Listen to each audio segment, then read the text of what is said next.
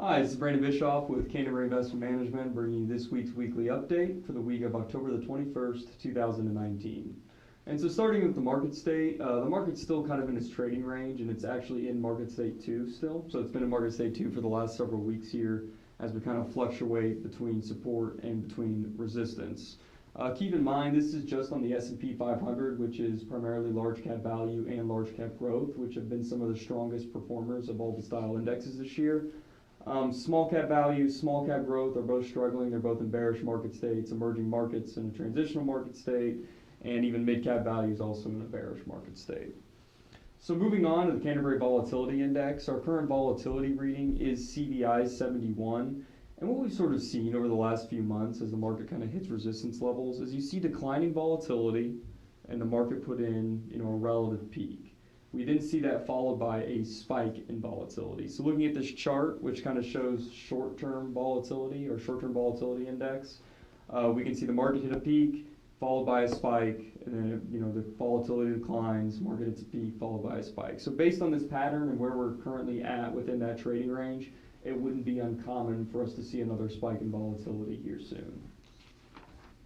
So for this week's market comment, we're going to talk about traditional portfolio management. We want to start off with all liquid traded securities are going to go through both bull and bear markets. They're all going to have times where they're outperforming, and they're all going to have times where their conditions are not favorable. And what traditional portfolio management has often failed to do is take this into account. So traditional portfolio management is just buying, holding, and rebalancing a fixed asset allocation, hoping that when some securities are going down, they're being offset by, maybe equities going up when bonds are going down. And so diversification's always been kind of, a crucial aspect of portfolio management. And what traditional portfolio management does is it takes a wide array of assets, looks at their historical correlations, and tries to put together, low correlating securities. But we all know that in bull and bear markets, those securities are going to correlate differently. The correlation between bonds and stocks won't always be the same. And so when we hit a bear market, what we often see happen is we see that diversification or that benefit of diversification start to decrease. And so rather than you have offsetting penalties with some securities going up and others going down, you might see the majority of securities in your portfolio going down.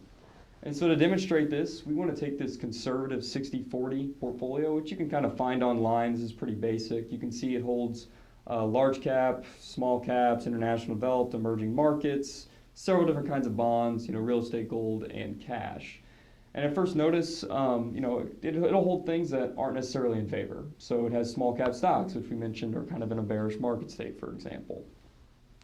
And our Canterbury Analytics team took this portfolio and we put it into a program called Portfolio Visualizer, and we back tested it back to the 2008 financial crisis.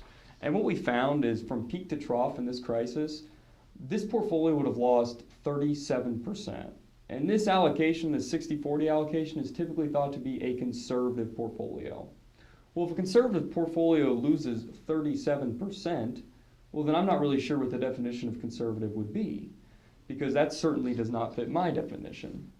And additionally, if we look at the individual assets within the portfolio, you can see they all had a high degree of correlation and very little diversification. They all, pretty much dropped substantially, including some of the bonds. This brings us to the portfolio thermostat and why, having an adaptive portfolio strategy is so crucial. So we can manage the securities within the portfolio, and we can maintain a consistent benefit of diversification that reflects the current market environment. So if our securities begin to get too correlated, we can swap some of those out to increase that benefit of diversification. And so if we're looking at a portfolio efficiency score, it currently, is still at 90, which is a low risk portfolio. It is efficient. It's got a high benefit of diversification and kind of a low volatility. So kind of regardless of what the market does, if it does see a spike in volatility, the portfolio thermostat should remain stable. So bottom line, the market's kind of at the upper end of its trading range right now, which is, the past couple times we've seen it do that, we've seen spikes in volatility. So that wouldn't be unheard of from here on out. And then again, that's why we have adaptive portfolio strategy, because if we do go into a transitional or bear market, a traditional portfolio would not be able to manage that. Whereas a portfolio thermostat, which is an adaptive portfolio strategy, has the ability to navigate, both bull and bear markets. And that brings us to the end of this week's update. Thank you, and I hope you have a great week.